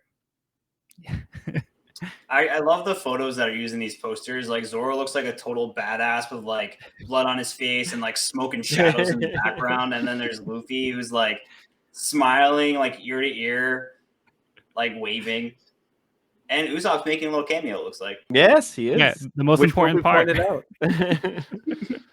This is also I can now the poster on my wall is this I think this exact one. Same one? Something. Yeah. Nice. So. Nice. Yeah, so Zoro is now on the other end of the bounty hunter game. Yeah. Like, he's now the bounty. You almost wonder if he thinks he could hunt himself for like maybe. You know, Nami would be thinking that way. Like can I collect my own bounty? Yep. Yeah, so they end the chapter on that note, but like Igaram rushes to go warn them. So, all right, Hachi's Walk on the Seafloor, volume 28. Alas, the village of the headband-wearing catfish is crushed by a shipwreck. Octopaco is amused by the plight of the catfish villagers whose homes have been destroyed. Hachi sure knows how to pick them. Yeah. Yeah, nobody else is laughing. I guess not. What a jerk. Yeah, I'm not liking this octopus lady here. Yeah.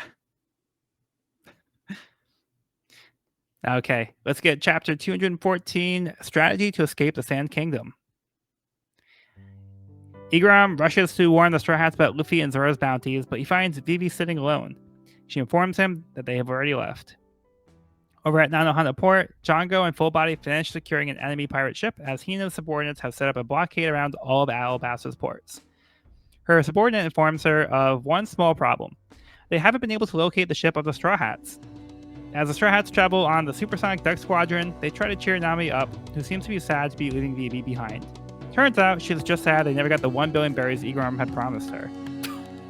At the palace, Vivi says that she will be heading to bed as she has a big day tomorrow. Igaram remembers that she'll be giving a big speech to the kingdom. As Vivi tries to sleep, she thinks about how she misses her friends and recalls her earlier events. The crew received a call on the transponder snail from Mr. 2, who explains that he has taken their ship. They decide they should leave right now to retrieve it, but Vivi is conflicted. she is considering joining the crew. Nami lays out that they will make a detour to pick her up at the Eastport at 12 p.m. in case she decides to join them. Back in the present, they meet with Mr. 2 and bid farewell to the Supersonic Duck Squadron. He explains that they are friends now that Baroque Works has been disbanded, so he's been protecting the ship. It wasn't because he was stuck here himself and totally wouldn't need their help getting out of Alabasta. They celebrate their repaired friendship, but the Navy reports to Hina that the Mary has been sighted.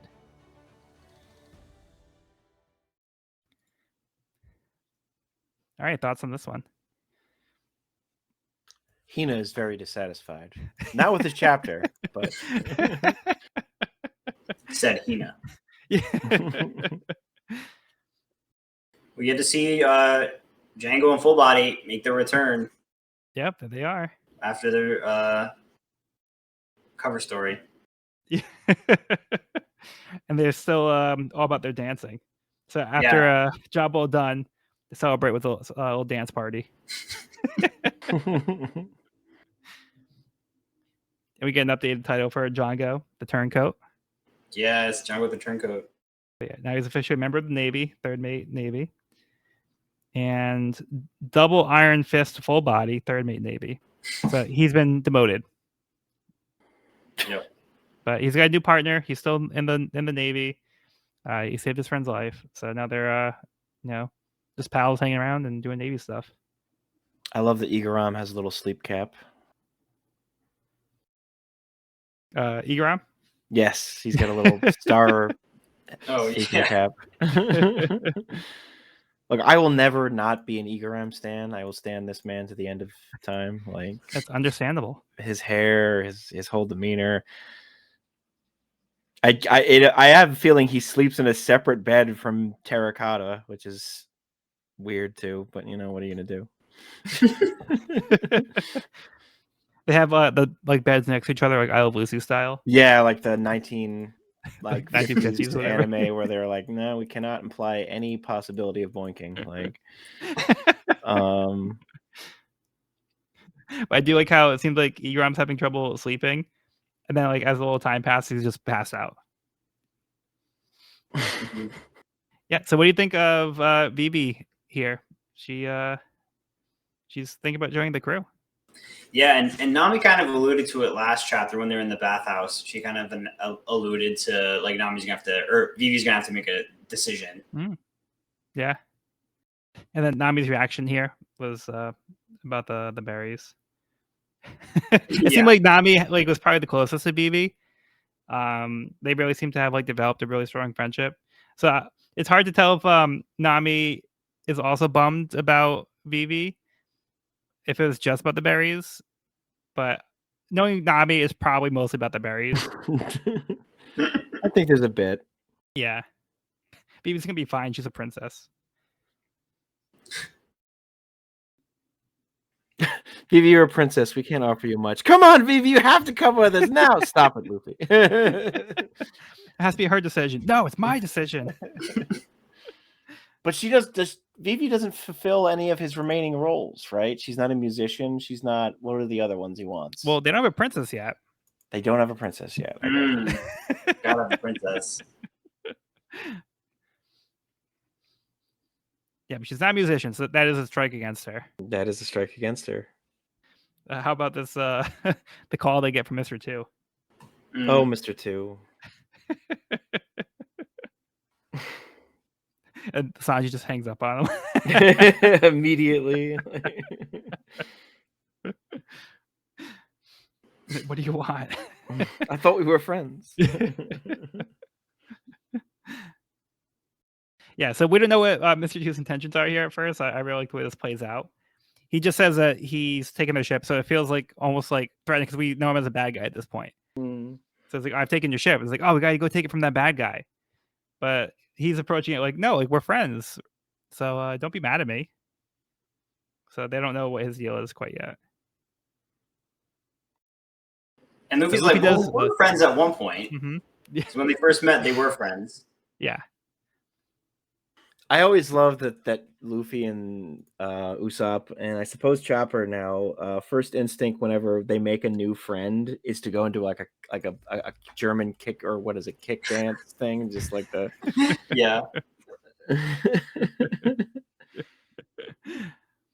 What is Hina eating at the end there? Is that like a? I guess it's Her meat. jacket, isn't it? Oh, it's her jacket. Oh, geez, I thought it was like a big. No, it's hunk her of meat or glove. something. It's her glove. she's She's glove. doing the cool glove pull off. Okay, I get it. Yeah. That is cool. Yeah, so they did spot the Mary, Yeah. but they do meet up with Mr. Two here, and it seems like they're forming an alliance. You know, they're making up for being enemies, but you know, now that that's over, they can go back to being friends, right? Yeah, exactly. I definitely didn't impersonate the king and cause just mass violence in the process. Like Water under the bridge. water under the bridge. Yeah, so they recognize that he saved the Mary. Whether or not that was fully his intention was to help them, like he did. He is the reason why the Mary's still here because he was able to keep it away from the Navy. But I do love this little panel here where when Luffy recognizes he saved the Mary, they're like, "Why?" He's like, "Because you're my friends." And he has like the little thumbs up and the tears and the grin. Classic like Mr. Two Face. Yeah. Any other thoughts on this one? I love seeing the Supersonic Duck Squadron. One last time, perhaps. One last time. Yeah, they're real pals. Thanks, ducks. All right, how about we move on to the next part of the cover story? Hachi's Walk on the Seafloor, Volume 29. Hachi comes upon the village of starving catfish. Kami and Papagu are sympathetic to the catfish's tragedy as Hachi looks on with his haul. So Kami and Papagu are really like the ones who have been showing like like they're just like these poor like innocent like people that have been getting caught in these like bad situations.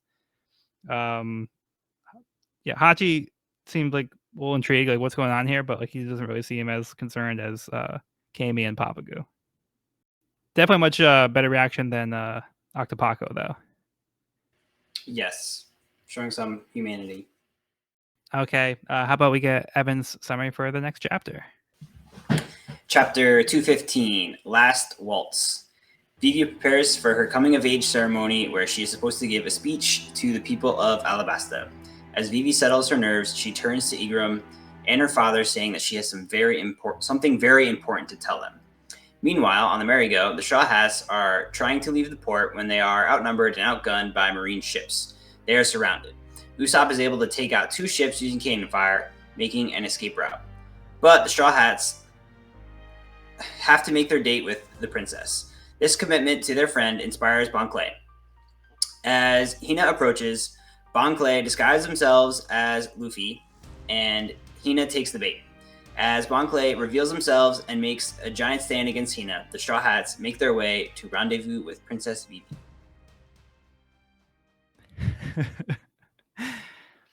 Yeah, this to me is a good one. This is a good one. Yeah, Sean, you want to start off on this one? Yeah. I love how badass Hina looks. I wish she kind of got to do more, seemingly. But yeah, it's good stuff. Very like I love Igaram's dream of Pirate Queen Vivi. He wakes up and just like his arm is out like this. Good morning. Terracotta is a fearsome woman, Igaram. What were you doing? The lump on his head. Yeah. The woman making like putting the crown or whatever or dust or brushing Vivi's hair has no chin. Nope. Yeah, so that's and then right below her are 2 men with incredible chins. So yeah. No. I do want to just kind of point out that on the pirate Vivi costume, she has a version of her Jolly Roger. So we see what her joyride looks like. Nice. So. Yeah, the hair, I like it. And a tat. Yeah. Man, I would love for Vivi to become a pirate. Well, we'll have to see what happens. We're gonna find out. We also see why Hina's referred to as Black Cage Hina, because their special squadron uses like these giant spikes or harpoons to like pierce the hull of the enemy ships. The poor Mary. Marion takes a beating here. A real beating. Brutal. You hate to see it. Yeah, it's like they're spending all their time trying to knock the harpoons out and patch up the repairs, but they get more holes than they can fix. No good. I love the moment when like Bon Clay's about to leave and he hears that the reason they're going in that direction is to meet up with a friend, and he like freezes up and he's like, "It's for a friend." like that cell where there's like, I don't know, like it looks like neurons exploding like in the brain. Like now that I know the truth, I can't run away. Yeah, I love that. Yeah, that's completely like awesome, and I love this moment for Mr. 2. Yeah. All right, everyone, listen carefully what I have to say. Tears draining down the butt chin. Yeah, like Bon Clay has like some of like the best faces too. Like just like the definitely. Like I talked about like the last ones, like, because you're my friends. Like he has like the same kind of face, but like I love just like how dramatic like Oda makes his faces with like the tears and like the grin. It's like, I know what I must do. It's like, it's for my friends. And Luffy looks a little upset, but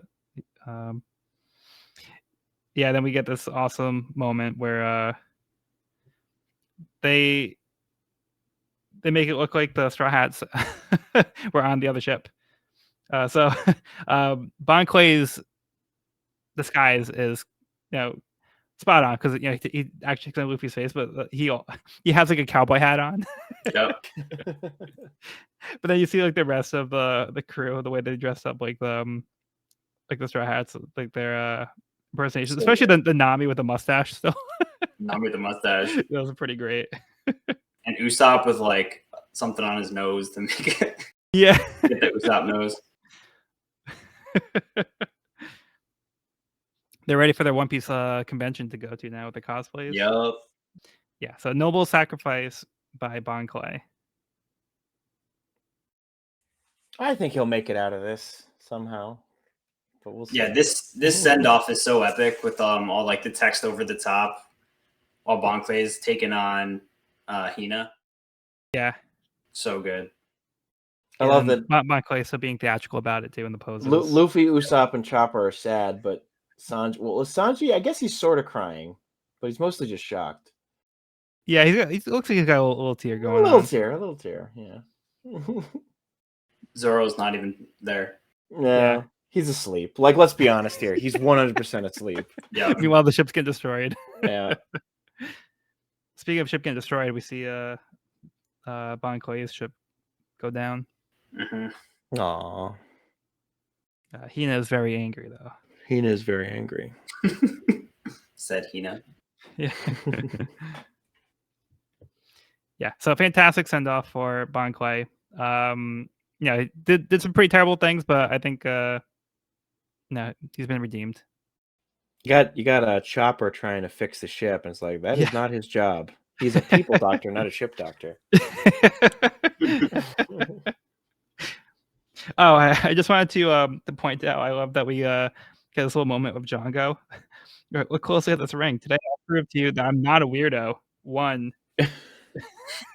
He starts the countdown. You can only assume he hypnotized himself. Yeah. Unless he's mastered it. Highly doubt that one. He's been spending way too much time dancing. Yeah. Yeah. Did we talk about Usopp totally nailing this shot on the marine ships? Like he shoots a cannon and like knocks like one ship into like another ship. It looks like he takes out two in one, and Luffy's like, Usopp, did you do that now? Wow. And Usopp looks just as surprised. Yeah, just as I planned. That's what happens when you mess with Usopp. Damn great. So then he kind of opens up a gap in the formation. So there's a path out now. So good job, Usopp. And we've seen him like using the cannon with success before. You know? Yeah, mostly when he shot that rock and then almost killed was it Right. Yosuke? I can't remember who was on the rock. I think it was Yosuke. Mm, Yeah, because I think Yosuke was the one that was sick from scurvy. that's right. Yeah. So yeah, that was when they first got the Mary and like Usopp was trying out the cannons and he kind of nailed it. So he got a knack for it. Wasn't that like, and then they shot, and that's how they pissed off, full body? Or somebody, or I don't know. Oh no, they shot the Barty. Okay, yeah. Oh yeah, that was when Luffy bounced the cannonball back at them. It's Right, like full body was like, "No, I'll let you guys go," and he's like, "Just kidding." And then they fired on him, so then Luffy bounced it right back at him. Excellent. And then I went into the Baratie. Yeah. Yeah. So nice little send off for Bon Clay. I think that's really about it here, though. Let's wrap up the volume. But before we get into the chapter, Hachi's Walk on the Sea-Floor, Volume 30. Hachi runs for it. Hachi is not willing to give up his haul and takes off.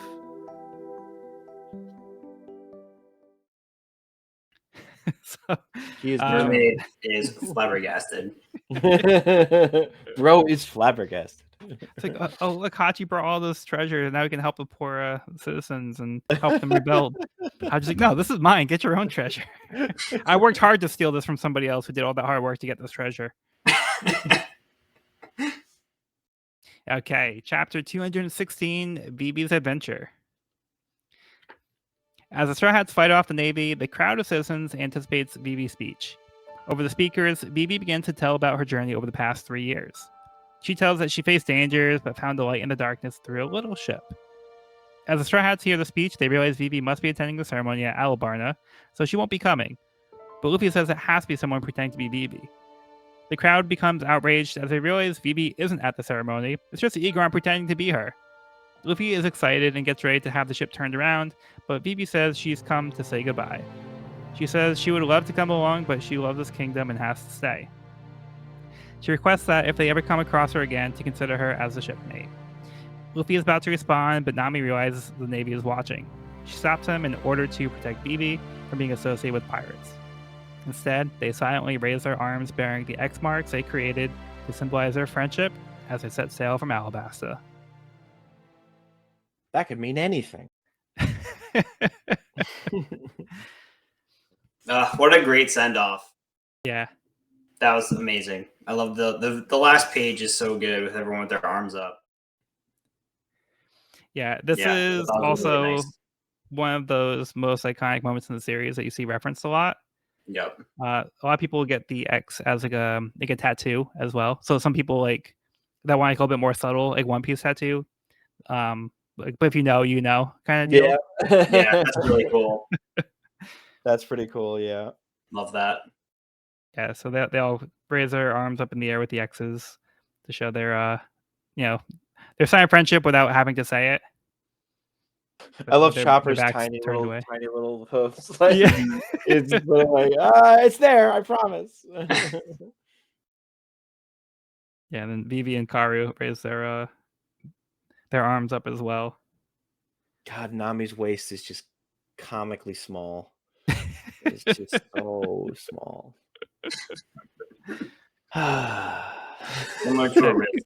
Got that hourglass shape. Yeah, she sure does. Crocodile would be proud. Yep. Oh, Igaram taking the hit for Vivi's. Yeah, right. Literally taking the hit. Igaram's wife, who looks just like Igaram, but it's like nobody told him to dress up as Vivi, but he decided to do it anyway. Wait, is that terracotta or Igaram? That is Igaram. That is Igaram. Okay. Yeah. Or rather, Yeah. Lord Igaram. Okay. Yeah. Yeah, It says that some people are somewhere. like, cut it out, Lord Igaram. Meanwhile, he's just having the time of his life, like waving the little fans around. Yeah. Looking good, Commander. People like catcall him and everything. Yeah. So, what do you guys think of this chapter as a whole? It's great. Loved It's it. absolute great ending. Yeah. Again, I would have loved to see Vivi become a Straw Hat, but it makes perfect sense for her to. I mean, this was her mission. This is where she belongs, and she's got some work to do. But yeah, a Straw Hat in our hearts. Yeah, honorary Straw Hat. Yeah, recognized as a member of the crew. And makes a really mature decision, I think. She could go and hang out with her friends and have like a fun adventure, or she can stay behind and do her duty to try to rebuild this kingdom that just went through so much. And she has an important role to play here because she can make a difference, I think, in the kingdom and help to heal the relation with the people and kind of build that good faith back up again. So yeah, I think she has a really important role here. Step 1, abolish the monarchy. Yeah. I hope they are reunited one day. Yeah, hopefully one day. But I also love this kind of twist here. How it's kind of like will she, won't she kind of thing. Mhm. Where it's like they fake you out by making you think that she was at the ceremony because she was speaking like from a distance, like she brought the transponder stand with her. Yep.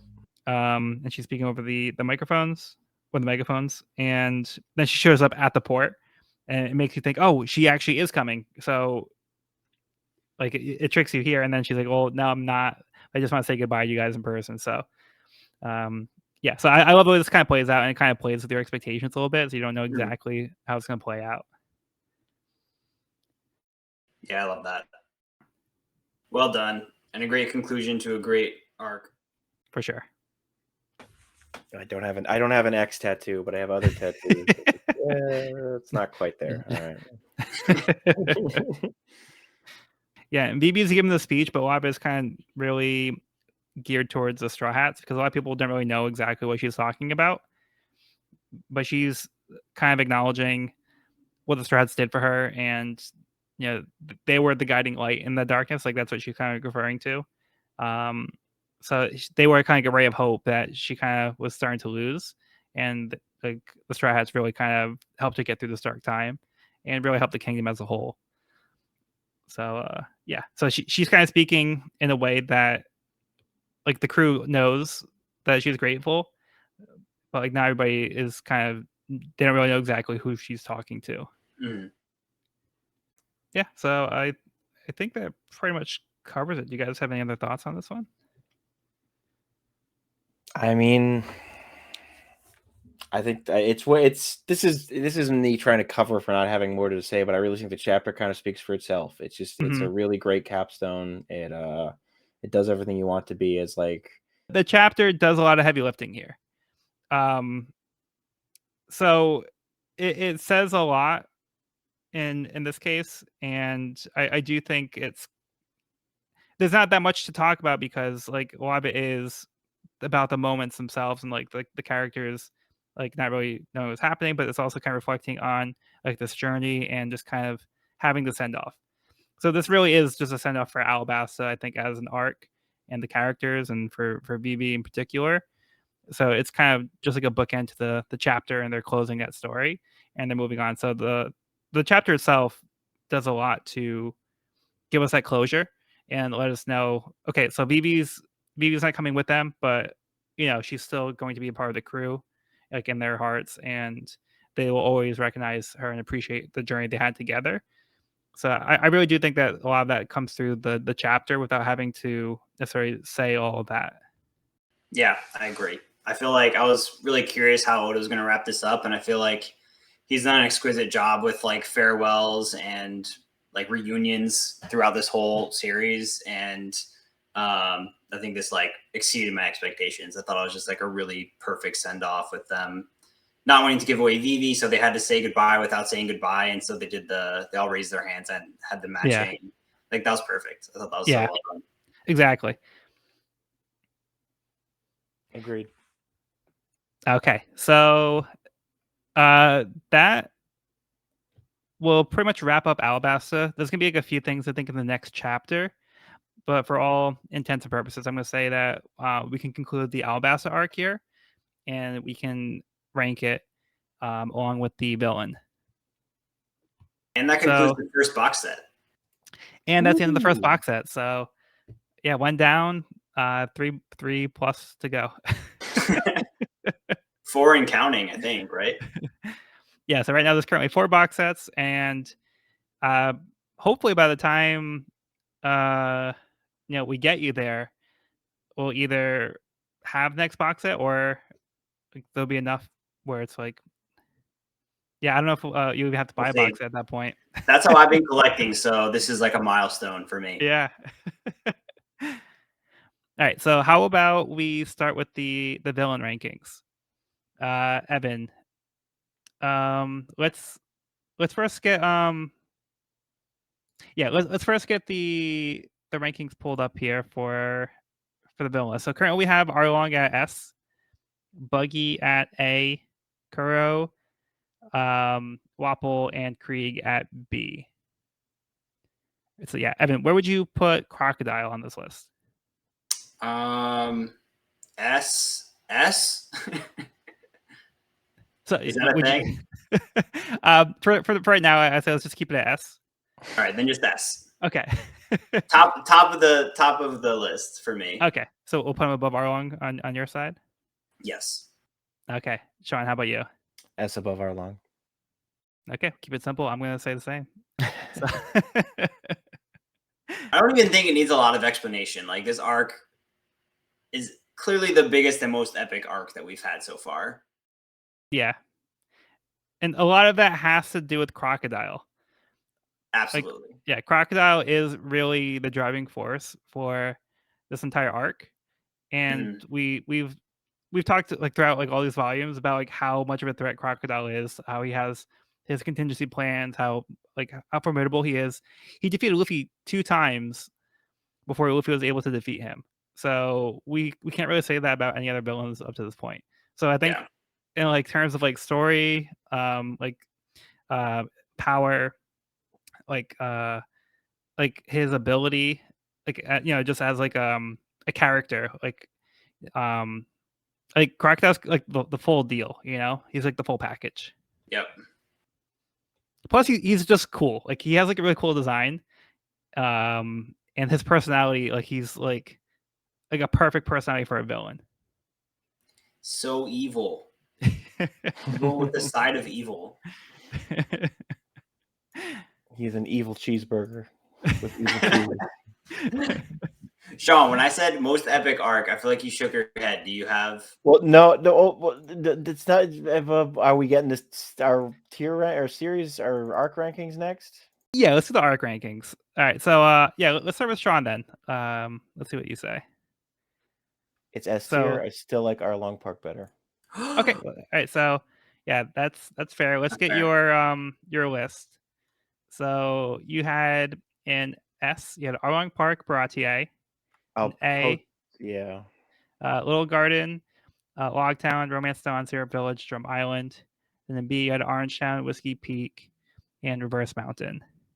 Okay, and where are you putting Alabasta? I'm putting Alabasta in between Arlong Park and Baratier. It's S tier. Arlong Park is still my number 1. Okay, fair enough. Did you want to kind of give your thoughts on that? I think that Alabasta is phenomenal. It has a bit of fat that could be cut off, whereas Arlong Park just feels like a clean, perfect steak the whole way through. There's bits of Alabasta. I mean, I was here for part of the fight with Miss. I don't even remember her name, and the dog gun, and I'm like, yep. I don't give a crap about any of this. Like it just this is just too much for me. But I do, like I I do think Crocodile is a better villain overall than Arlong. He's more layered, and he is in some ways more evil. But man, it's a tough fight between who's more evil, because they're pretty freaking evil, both of them. But Arlong at least seemed content-ish to, for the time being, contain his evil to a island village versus like an entire colossal nation, and just like that he was planning to just genocide, and it's just like yeah. Crocodile had bigger goals even beyond Alabasta, so that was even the end game for him. So yeah, Crocodile was thinking real big. Arlong was thinking, let me save my little neck of the woods. So I do think I prefer Crocodile's villain overall. The level of there's just no fat on Arlong Park for me, that it's still my number one. But Alabasta is damn close. Okay. I feel that though. I think you have a good point with Arlong. Like, and I also like the character design of Arlong, like the fish people fighting the pirates. I thought that was kind of just like a cool, like visually was very cool. Yeah, it was a little leaner for sure. Yeah. So how about we get your rankings? You had S tier was Arlong Park, Baratie, Drum Island. A, Little Garden, Logtown, Syrup Village, Romance Dawn. Then B was Whiskey Peak, Reverse Mountain, Orange Town. So where would you put Alabasta? I will put Alabasta S rank above Arlong. So number 1 so far. So you're number 1. Yeah. Okay. I just think the scale and the stakes made it like the most epic arc so far. And yeah, Crocodile obviously plays a massive part of that. I think he's like been the perfect villain so far. Yeah. So for my rankings, I had Arlong Park, Drum Island, Baratie, and S tier. Then A, I had Little Garden, Syrup Village, Logtown, Orange Town, Romance Dawn. B, Whiskey Peak, Reverse Mountain. So as much as I love Arlong Park, I'm going to agree with Evan, and I'm going to say Alabasta is my number 1 as well. So not only is Alabasta my favorite arc so far, I think it's, to this day, remains one of my favorite arcs in One Piece as a whole. I don't want to get into too much, but I think Alabasta, like you said, like I think it really shows what One Piece is capable of, and it really ups the scale. It makes things feel a lot bigger, makes the world feel a lot bigger than what we've seen with the East Blue. So Arlong Park is an amazing arc, and it's still one of the best arcs in One Piece as well. And I think that also upped the game, but I feel like Alabasta kind of does like the same thing, and it's in a different way. So Alabasta was a very big build-up from pretty much when they enter the Grand Line, is when the seeds start getting planted for Alabasta, and it's not resolved until now. So it's a lot of volumes that go towards the resolution of Alabasta, and I really enjoy that aspect. So we had different elements. We've been introduced to Baroque works, and there's a lot of mystery that was kind of being built up around it. So I really enjoyed that, and I think there's a lot of Vivi as a character is really important for that. We get introduced to a lot of different types of characters, and Miss All Sunday I think is also a great mysterious character that we haven't seen. Like we've seen like a lot of like cool stuff about her, but I also feel like she played into like the villain aspect, and I think she was a really interesting character. So not every Baroque Works member was necessarily a hit, but I think there's like as a whole, I like Baroque Works as an organization, and Mr. 2 as well. I think also stands out as like an awesome member of Baroque Works, and the role he ends up playing here is fantastic. So yeah, Alabasta as a whole, I think is just an amazing arc, and I think it just kind of opens up the floor to like a larger storytelling narrative, and it shows that Oda's really capable of telling this kind of long form arc and keeping a really compelling and interesting story throughout the whole time, which is a good sign for a long running series that is now like over 1,000 chapters. So you really have to have a story that can keep your interest over that period of time. And I think Oda is super well equipped for that kind of storytelling, which we'll see in the future. It's exciting to hear. Indeed. And well, Nico Robin, we left unconscious at the bottom of the mausoleum, which has collapsed. Yeah, so hopefully somebody dragged her out too. I didn't see Nika Robin and Cobra's back. she's We dead. didn't see her we didn't see her make it out. Yeah, so we didn't see the body, but not looking too good. All right, so before we do wrap up the episode, I just want to see, did you guys have any general thoughts that you want to get out for the volume as a whole or Alabasta? Well, I'm stoked. I just finished the first box set. I feel like it flew by. Like we've been doing this for a while now, but I don't know. It just feels like it's been a really fun adventure so far, and I really enjoyed Oda's world that he's built and the characters that we've been introduced to so far. So I'm really excited for more. Yeah. It's also exciting too because now, like for a while, we've kind of known that we're building towards Alabasta, but now we don't know where they're going. Right. So we're in the complete unknown right now. Well, you're in the complete unknown right now. But for where in the story, like there's no indication of what's next. So that's also an exciting place to be in. Absolutely. And Sean, do you have any closing thoughts before we wrap up? It is wild to say this because I know, and so I was peppering Evan in those early days with so much about like, oh, you haven't seen nothing yet. You have definitely seen some stuff at this point. So I'm not going to be like, you've seen nothing. Yeah. Oh, man, there's still some stuff. There's still a lot of stuff. Can't wait. Yeah, there's a reason why the series is still going. There's a reason. For a very good reason. So I'll just say this. There is an arc coming up that does beat Arlong Park for me. There's at least a couple. So oh, that's exciting. Yeah. Okay, so for right now, that will conclude this week's episode of the We Are Reading One Piece podcast. You can find this episode wherever podcasts are found at We Are Reading One Piece podcast.buzzsprout.com or on our YouTube channel at We Are Reading One Piece. This is a spoiler-free channel up to where we record the podcast, so if you're new to the series, you can visit the channel there. You can also find me and this podcast on my YouTube channel at Pirate King Codex for various One Piece content. Next week, we will be discussing Volume 24, People's Dreams. I've been Joel, and I've been joined by Sean. Hello. Goodbye. And Evan. Thanks for listening. Long live Alabasta. Long live the Fatal Fuel. All right. Be sure to bring along all of your hopes and dreams, and we'll see you on the next episode.